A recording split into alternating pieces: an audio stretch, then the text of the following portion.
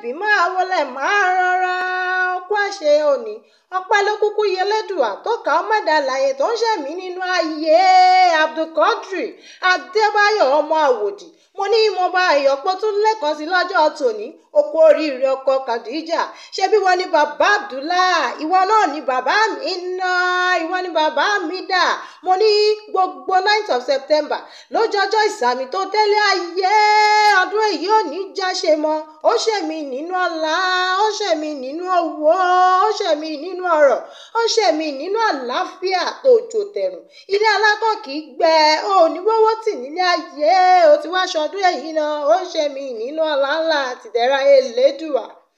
ọlọ́jọ́ ìbí o mo ní ṣe bí ìpínlẹ̀ Kwara ni wọ́n ti wá ọmọ ìlú Ìlọrin ni wọ́n ń ṣe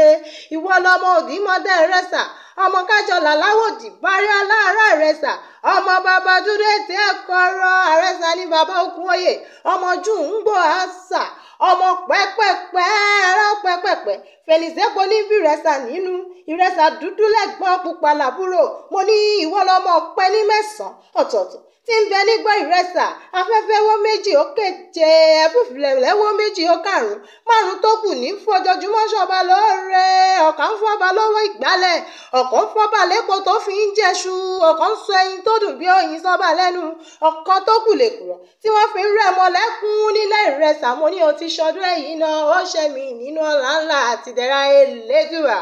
Basirat Adékúnlé Afèdègbàwúrà lèmi ń jẹ́ aya rẹ onítìẹ